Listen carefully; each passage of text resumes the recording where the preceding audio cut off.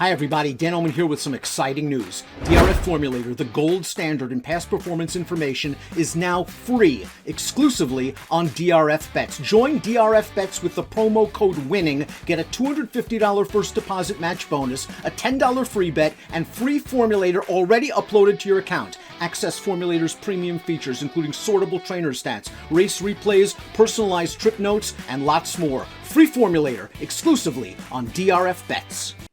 Dan Illman, Mike Beer, race number 9 at Belmont Park on Saturday is the local prep for the Belmont Stakes. 3-year-olds getting a feel for Big Sandy in the Grade 3 $200,000 Peter Pan. We're going a 1-turn mile and an eighth. Let's take a look at this field, and it's a very evenly matched group in the Peter Pan. Your morning line favors the number 4, We the People, who showed some swagger in his first 2 starts at Oaklawn, then ran into the likes of Cyberknife and Secret Oath in the Arkansas Derby. So some class relief here. Yeah, it might be a little bit of class relief for him. His most recent start wasn't a good one. I guess probably didn't get the trip he wanted in the Arkansas Derby. Dan, his first 2 starts were pretty good, though. Let's take a look at the time form US pace projector, because we've got some lightly raced horses in here that got some speed. The number 1, Set Sail, shipping all the way across the country for Dick Mandella off of a maiden win. Mandella's very, very patient. This is a sign of confidence, and Set Sail did look good winning his maiden last time out. He's got speed, as does Electability. He's got speed. Electability does have some speed as well. We'll see what happens with We the People, the 4, who, also showed speed in his first 2 starts, and I'm sure they want to get forward with that horse. This pace could get fast. Let's talk a little bit about Set Sail, who picks up Joel Rosario, second out winner, going a 2-turn mile at Santa Anita for Mandella. Let's watch that race right now. Now, I don't think he was beating a very strong field, but this is how you want to see them win. He went right to the front. He kind of showed easy speed, and he cruises on home under a hand ride. 89 buyer speed figure. Now he has to ship all the way across the country. He's going to have to run a 1-turn route against winners with Lasix off. But again, Mandella usually doesn't do this unless he likes the horse.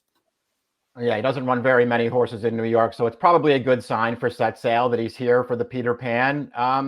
Listen, I think he's looked good in both of his starts, Dan. His debut was a solid performance in a very, very live race. I think the first 4 finishers all came back to win there. And this horse just got a little tired in the stretch of that race.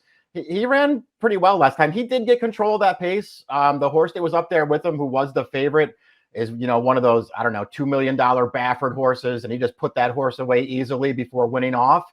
That horse might not be very good also, I guess, the Baffert horse. We'll see. I thought this horse looked good winning last time, and I think he's a major player in here. Chad Brown trains the number 2, Electability, for Klaravich Stables. Arad Ortiz has the mount. 2-4-2 in his career on dirt. Both of those races, 1-turn routes, 1-turn miles. Let's watch the Aqueduct race last time out. First start against winners, and he was part of the pace throughout, and he digs in very, very gamely to win, Mike. 87 buyer in the maiden win. He backed it up with an 86 buyer here. He seems to be learning with each start. And what I like about this little gelding is he likes a fight. He really does.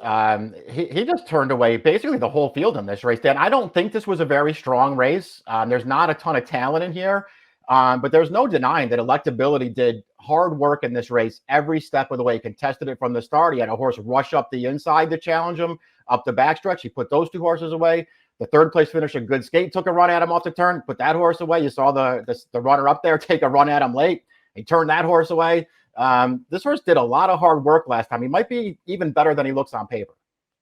Now, if you believe this pace is going to be fast, the late developing 3-year-old is up next that could take advantage from the back of the pack. That's the number 3, Complete Agenda. Jose Ortiz aboard for Todd Pletcher, and they've stretched him out in distance. He has steadily improved. We're going to watch his most recent start. It's at the mile and an eighth distance, but around 2 turns at Aqueduct, and he shows a strong kick. And what was impressive, Mike, was that he had to overcome some adversity. He did not get out of the gate very well. Yeah, he did lunge. It looked like he lunged at the start, Dan. He got sort of caught on the outside. I'll just point out in this race too, Dan, it felt like on this day at Aqueduct, man was the inside winning every race on the dirt. And Complete Agenda was not on the inside. The runner-up, who was the even money favorite, just rode the rail on the lead the entire way. And Complete Agenda came and ran him down here. I liked that performance from him. And I liked it even more, Dan, just because I feel like even though he lost the first 4 starts of his career down in Florida, I think he ran well in a couple of those races without having great trips in basically any of them. I really feel like this horse was progressing He took another step forward last time, and I think he can take another step forward here. And as opposed to some of the other horses in here where I'm, a little concerned about the mile and an eighth, I think it's fine for this horse. I think this horse wants to go longer distances. Morning line favorites, the 4 We the People, and that's certainly understandable. This horse was bet down to 2-1 in the Arkansas Derby based on his 2 impressive performances prior to that at Oaklawn. Now, in the Arkansas Derby, outside post, wide on the first turn, couldn't get as forward as they wanted him to be. Mike mentioned that this horse has way more tactical speed than he showed in the Arkansas Derby. I expect Pratt to use it, and I think he's going to be sitting a great trip third just off the 2 leaders while in the clear. Yeah, I think he can get a better trip this time. And not that I don't want to sit here and say that I thought he had, some kind of terrible trip in the Arkansas Derby. I just feel like they probably wanted to be forward with him. And he just couldn't get there. And then after that, he just didn't run well at all in that race. It was pretty disappointing. I did like the first 2 starts of his career. And I do think he can rebound in this race. I wouldn't bet him as the favorite. And he is one of the horses I was talking about earlier. I'm not sure how far this horse wants to go. I don't know that I feel like more distance helps this horse. The 5 is Golden Glider. Dylan Davis aboard for Mark Casse. This horse drops out of the Bluegrass, where he faced Zandon, who, of course, came back to run third in the Kentucky Derby. A little bit of different tactics in the Bluegrass. He was a lot closer to the pace than he was in his 2 prior races when beaten by Classic Causeway at Tampa Bay. He wasn't embarrassed in that race. I think distance is good for him. But right now, to me, he's just kind of a one-paced runner. Yeah, me too. I don't know what his preferred running style is, and I don't know how much more improvement we're going to get out of him, Dan. Although he has taken slight steps forward along the way so far for Mark Casse. He ran fine last time, I guess, and obviously that was, a much better field than this one, at least at that stage of the game it was. We'll see how good some of these horses turn out to be. I think this horse could contend in here. I don't love him in here. I think 4-1's a pretty stingy price on this horse, but I don't think he's impossible at all in this field. Number 6 is Western River, a bargain son of Super Stallion Tappet. He only sold for $30,000 as a younger animal. 3rd start of the form cycle here. He was knocking on the door prior to his most recent win, but he got a big pace set up at Oaklawn. Let's watch that race going a mile and the 16th. His graduation day, he fell far behind, but they went 22-2 for the opening quarter. He's creeping up to the leaders right now, and he's going to forge on by. The race has come back productive enough. The 4th place finisher earned an 87 buyer in his next start. Yeah, I mean, his horse has obviously taken steps forward here in his first 2 starts as a 3-year-old. I guess they're trying to follow in his brother's footsteps here. This is a full brother to Creator who won, of course, the Belmont Stakes a few years ago, Dan. So I guess they're going to, point for that race as well.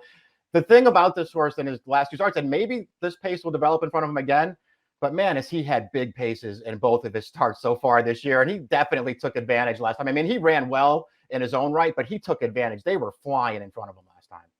Cook Creek's the number 7, and he was given a little bit of a break by Jerry O'Dwyer after the Withers, where he caught a muddy track and a wide trip, and that was kind of the same situation in the Jerome. He was favored in the Jerome, but it was not a strong addition of the race at all. Maybe getting back to fast going will help this horse. I think he has enough tactical speed to work out a good trip. It's really a question of how good he is. I have a feeling the competition has gotten a lot better than when we saw him back in the races like the Jerome.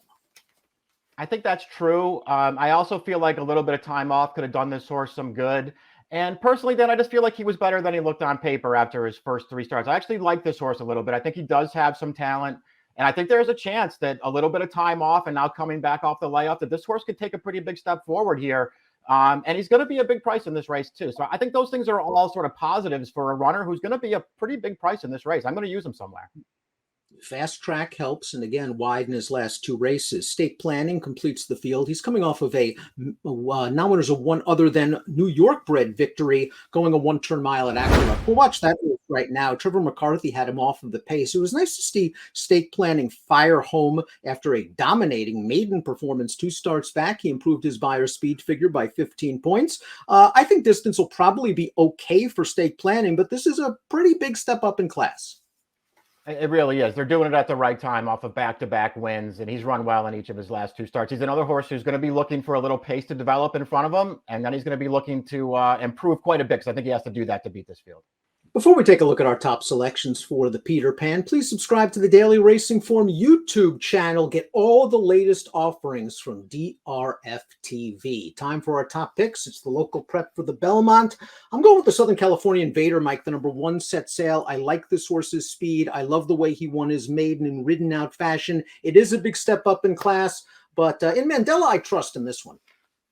Yeah, I think that horse is interesting too, Dan. I have him second. You have him on top. I'm going to use him for sure. I just wanted to try Complete Agenda. He's just one of those horses who I think is better than he looks on paper. And I think he could fall into the right trip in this kind of race and maybe take the step forward that he needs to take to contend with this field. A really good point about perhaps being a bias buster last time out and overcoming a slow start. 3125 for Mike, 1625 for me. It's the Peter Pan, the local prep for the Belmont. Good luck.